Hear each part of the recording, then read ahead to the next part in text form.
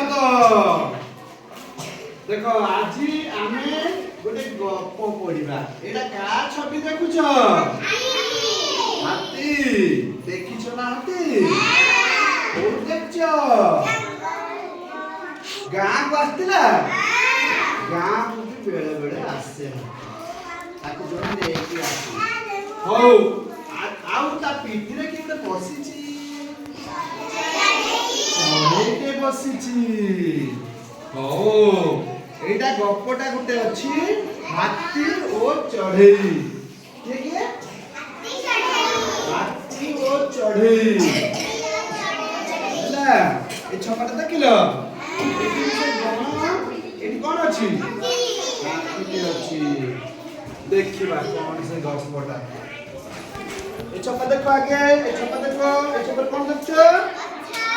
गछ आउ आउ गोटे पिला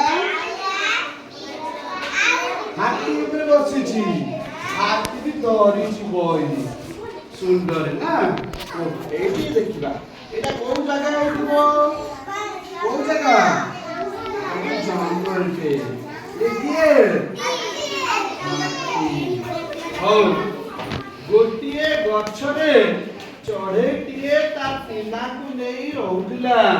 ए जो गछ देखुछ ए गछरे के रहउतिला चढ़ेइटिए ता पिला को नहीं रहउतिला हैला देखे ता पिला जे सुनुतिले छोट छोट सब औ से गछर आको पाखरे हाथी के बुलुतिला से गछ पाखरे बुलुछि हाथी हां तापर कोन हला देखिबा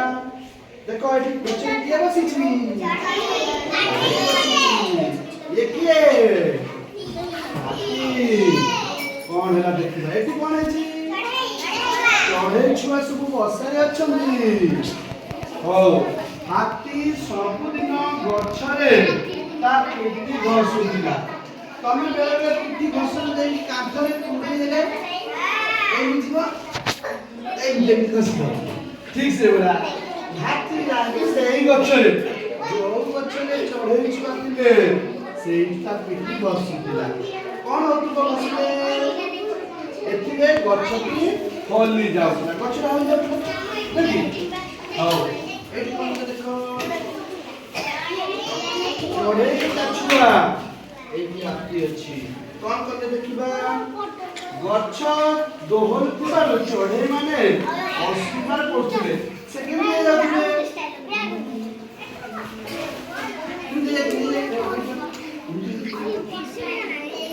गछ हाथी आसी घसी घसी होतला से चढ़ेइ छ होतला ना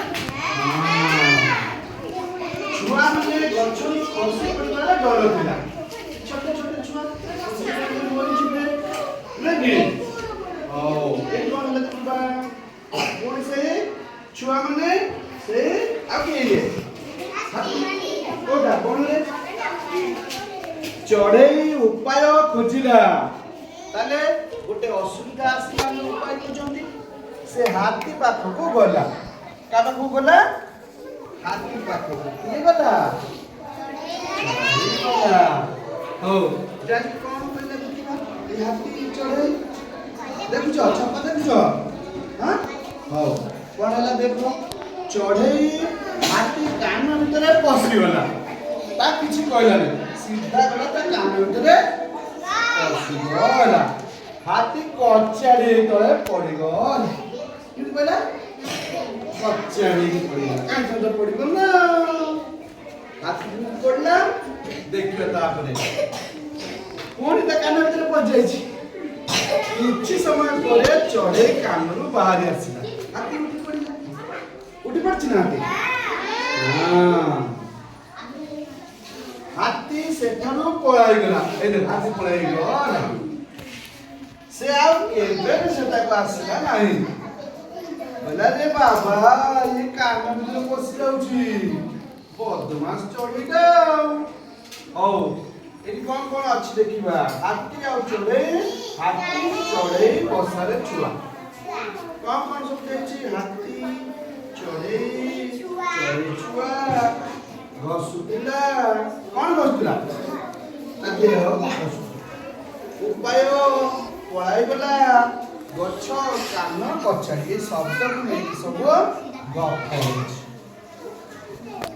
ଏଇ ଗପଟା ଏଇଠି ଦେଇଛି ପୁରା ହେଲା ତମେ ପଢ଼ିପାରିବ ଏଇକୁ ମନେ ରଖିପାରିବ। ଗପଟା କେତେଜଣ ବୁଝିପାରିଲ? ସମସ୍ତେ ବୁଝିପାରିଲ? ହଉ ତାହେଲେ ବୁଦ୍ଧିମାନର କାମ କିଏ କଲା? ଚଢ଼େଇ। ବଳୁଆ କିଏ ଥିଲା? ହାତୀ। ହଉ ଆମେ ଯଦି ବୁଦ୍ଧିମାନ ହବା ଚଢ଼େଇ ଭଳିଆ ଆମକୁ କେହି ହଇରାଣ କରିପାରିବେ ନାହିଁ ନୁହେଁ କି? ତମେ ସବୁ ବୁଦ୍ଧିମାନ କାମ କରିବ ଏବେ। ହଉ ବଦମାସି କିନ୍ତୁ କରିବନି ହାତୀ ଭଳିଆ ବୁଦ୍ଧିମାନ କାମ କରିବ ତାହେଲେ ଯାଇକି ସୁନା ପିଲା।